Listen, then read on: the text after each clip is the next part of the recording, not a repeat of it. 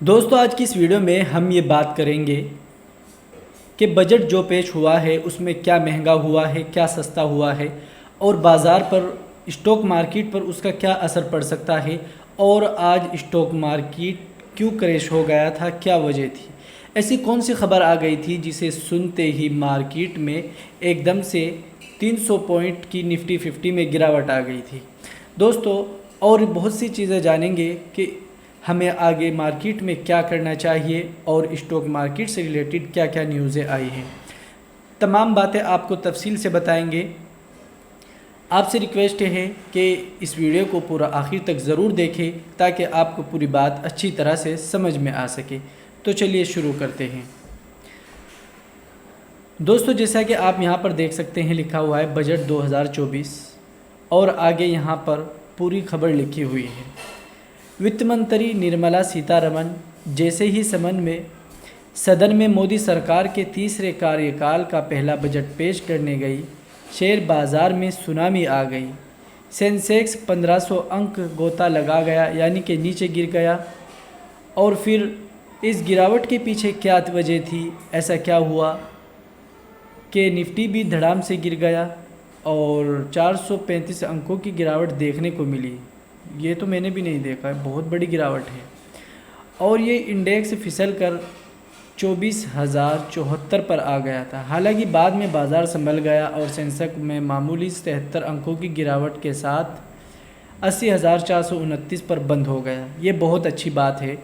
देखिए और आगे पढ़ेंगे इस खबर को, उससे पहले आपको कुछ ज़रूरी बातें बता दूं। इस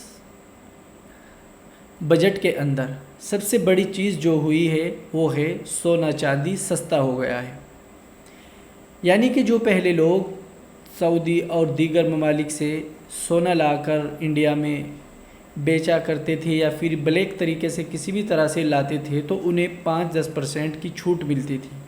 अब वो छूट इंडिया में ही मिलेगी। तो इस तरह बाहर से जो असेंबलिंग करते हैं लोग वो बंद हो जाएगी और इससे इंडिया के अंदर जो है काम बढ़ेगा। यानी कि इस चीज़ के लिए लोग फिर इंडिया में ही अपना पैसा देंगे और उसी के साथ साथ जो मोबाइल वगैरह हैं ये तमाम चीज़ें सस्ती होंगी।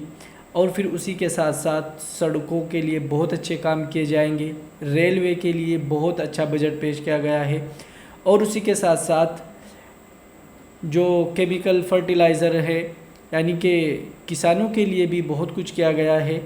और जो लोग कम पैसा कमाते हैं, जैसे कि किसी की 2-3 लाख ही सालाना आमदनी है, तो उन पर कोई बहुत बड़ा क्या कहते हैं उसको टैक्स नहीं लगेगा।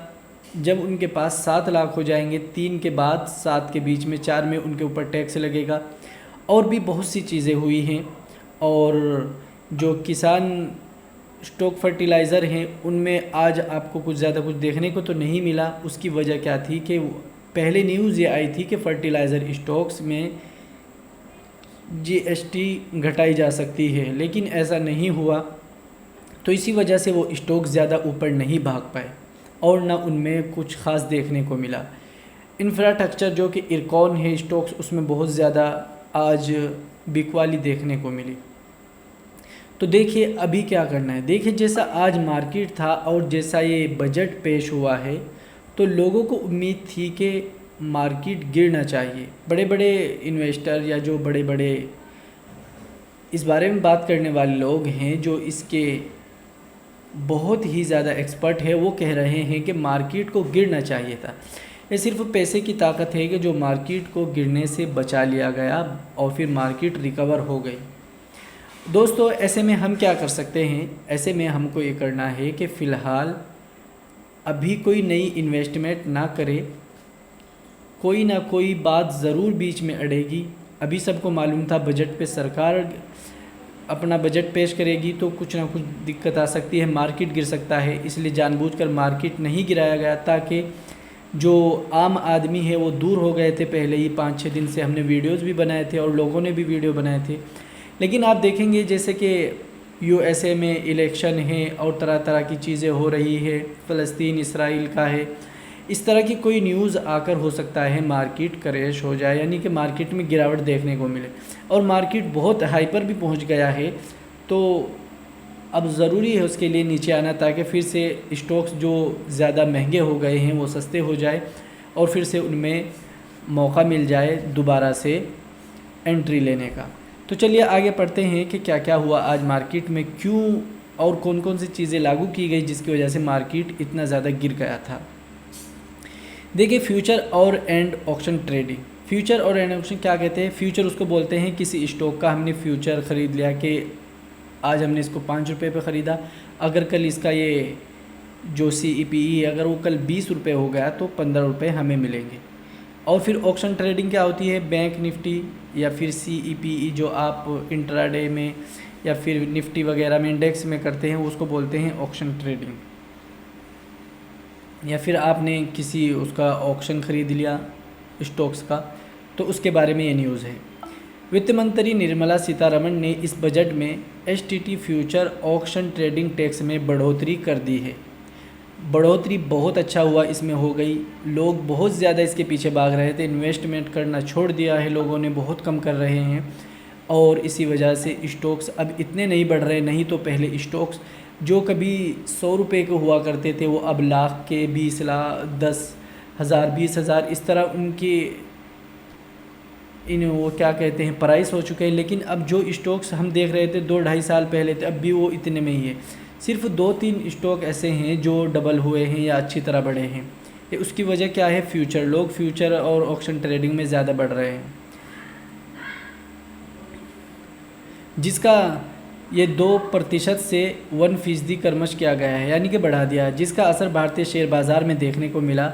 इसके अलावा buy back share tax session पर भी सदन में बजट पेश करते हुए निर्मला सीतारमण ने कहा इस पर टैक्स लगाया जाएगा। जैसे जो कंपनियां बाय बैक करती हैं वो कहती है ना कि अब हम अपने निवेशकों का वापस स्टॉक ख़रीदेंगे इस प्राइस पर, तो उस पर भी टैक्स लगेगा।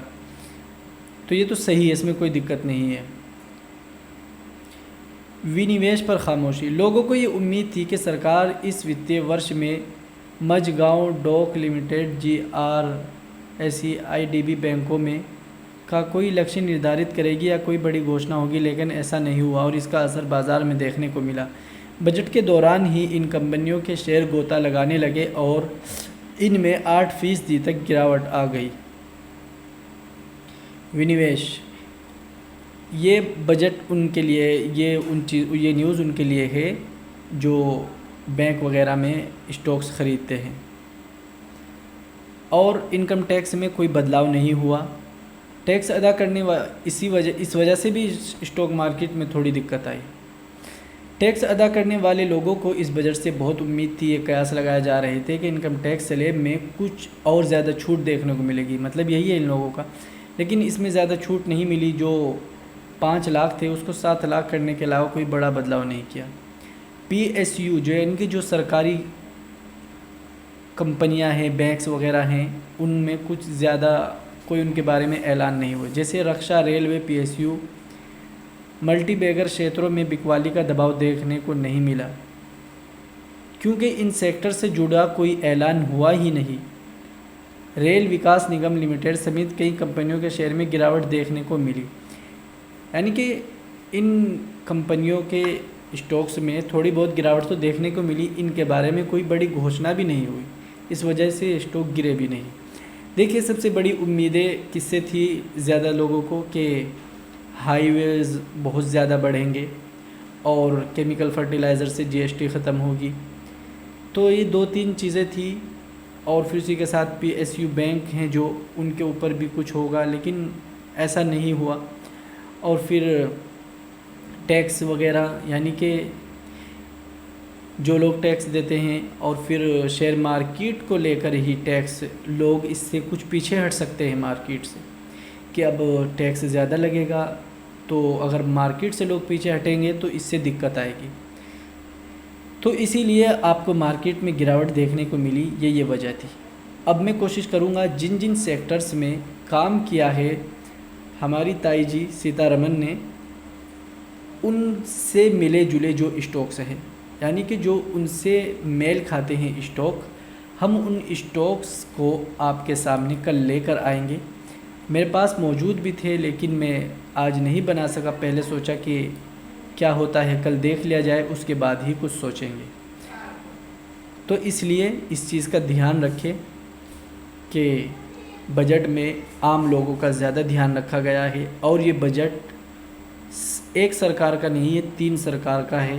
बिहार और आंध्र प्रदेश शायद उसी को बोलते हैं, जहाँ पर 2 और लोग मिले थे ना उनके साथ, बीजेपी के साथ, तो उन दोनों ने उन पर प्रेशर डाला, उसी हिसाब से ये बजट तैयार किया गया है।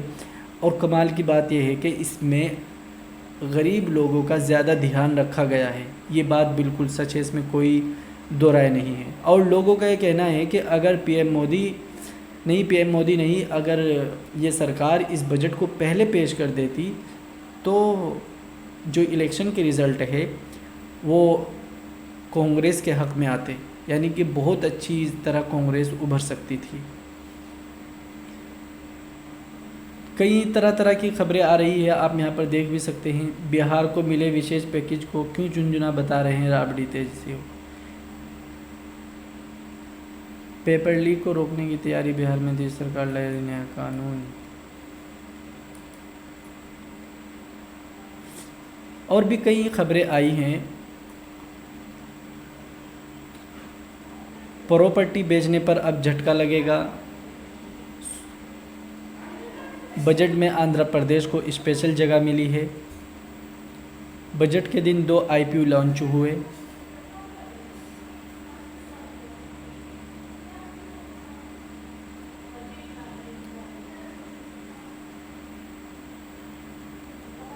किसी ने बताया कुर्सी बजाओ बजट तो किसी ने लोक कल्याणी की डिंपल मायावती। सीएम योगी समेत यूपी के बड़े नेताओं ने बजट पर क्या कहा, आप खुद भी पढ़ सकते हैं व्हाट आज तक की वेबसाइट पर जाकर। हमें पता होना चाहिए इन चीज़ों का।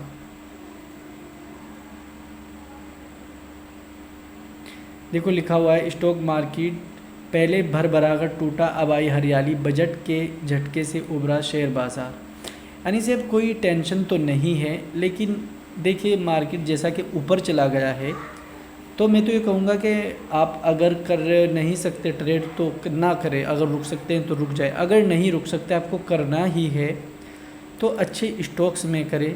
फार्मा सेक्टर पर नज़र रखें, अभी तक वो ओवरबॉन्ड नहीं हुआ है, और उसी के साथ साथ और अच्छे फंडामेंटल स्टॉक्स के बारे में सोचें, और फिर उसके बाद आपको उसमें स्टॉप लॉस भी ज़रूर लगाना चाहिए।